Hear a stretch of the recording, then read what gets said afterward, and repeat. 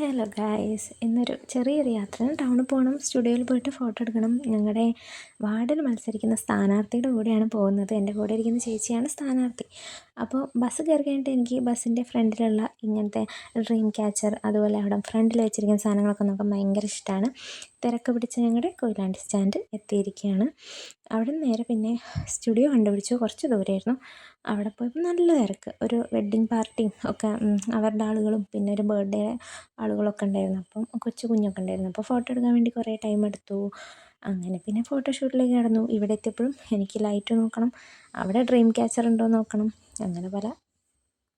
അങ്ങനെ പിന്നെ അവർ പോകുന്നതൊക്കെ കാത്തിരുന്ന് പിന്നെ നമ്മൾ ഫോട്ടോ എടുക്കുന്ന സമയമായപ്പോൾ ഫോട്ടോ എടുക്കാൻ വേണ്ടി പോയി. അപ്പോൾ ആദ്യം സാരി ഉടുത്തൊരു ഫോട്ടോ എടുക്കണമായിരുന്നു, പിന്നെ ചുരിദാറിട്ടൊരു ഫോട്ടോ ഉണ്ടായിരുന്നു. ഡ്രസ്സൊക്കെ കൊണ്ടാണ് വന്നത്. പിന്നെ കണ്ണാടി കാണുമ്പം എൻ്റെ ചില കോപ്രായങ്ങൾ, പിന്നെ ആളെ ചിരിപ്പിക്കുക എന്നുള്ളതാണ് നമ്മുടെ ടാസ്ക്. ആളെ ചിരിപ്പിക്കണം, ചിരിപ്പിക്കാനുള്ള തയ്യാറെടുപ്പായിരുന്നു. പിന്നെ ഡ്രസ്സ് മാറി അടുത്ത ഫോട്ടോ എടുത്ത് അതിനിടയ്ക്ക് ഞാൻ എൻ്റെ വീഡിയോ എടുപ്പിച്ചു. ഇപ്പം നിങ്ങൾ വിചാരിക്കും ഞാൻ കണ്ണ് വെക്കുന്നത് കണ്ടാൽ ഞാൻ അറിയാതെ എടുക്കുക. അല്ല, ഞാൻ പറഞ്ഞെടുപ്പിച്ച എൻ്റെ അഭിനയമാണത് ഗായ്സ്. അത് കഴിഞ്ഞ് ചേച്ചി സെറ്റായി വീണ്ടും ഫോട്ടോ എടുത്തു. അവിടുന്ന് പിന്നെ ഈ നട്ടപ്പൊരു വെയിലത്ത് വീണ്ടും ബസ് കയറി വീട്ടിലേക്ക് പോകാമെന്നുള്ളതാണ് ടാസ്ക്. അപ്പോൾ സ്റ്റാൻഡിലെത്തിയപ്പോൾ ഇങ്ങനെ ഓരോ സാധനങ്ങളും കൊണ്ട് എപ്പോൾ ഞാൻ സ്റ്റാൻഡിൽ പോയിട്ടുണ്ടെങ്കിൽ എനിക്ക് ആരെങ്കിലും ഒരാൾ ഇങ്ങനത്തെ വല്ല പേപ്പറും ഉദ്ഘാടനം അത് ഇത് കൊണ്ട് തരും.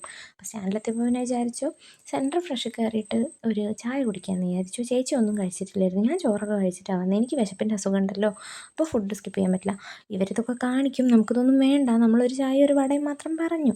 വലിയ തുച്ഛം ഗുണമോ മെച്ചം. അങ്ങനെ അത് ഫിനിഷ് ചെയ്തു. ഫിനിഷ് ചെയ്യുമ്പോഴുള്ളൊരു സന്തോഷം. അപ്പം അത് ഫിനിഷ് ചെയ്തിട്ട് പിന്നെ നേരെ ബസ്സിലോട്ട് കയറി. ഇവിടെ വാഷ്റൂമിന് മിററില്ലായിരുന്നു, അതൊരു പോരായ്മയായിട്ട് എനിക്ക് തോന്നി. പിന്നെ ഞങ്ങൾ വീണ്ടും കത്തിയടിക്കുന്നു. അത് കഴിഞ്ഞ് നേരെ ഇറങ്ങി. റൂബി ഉണ്ടായിരുന്നു, ഏട്ടനുണ്ടായിരുന്നു. അങ്ങനെ നേരെ വീട്ടിലെത്തിയപ്പോൾ മോള് കിടന്നുറങ്ങുന്നതാണ് കണ്ടത്. പിന്നെ മോളെടുത്ത് കുറച്ച് നേരം റെസ്റ്റ് എടുത്തു. പിന്നെ ഇവരോട് കഥ പറഞ്ഞു, അത്രയേ ഉള്ളൂ.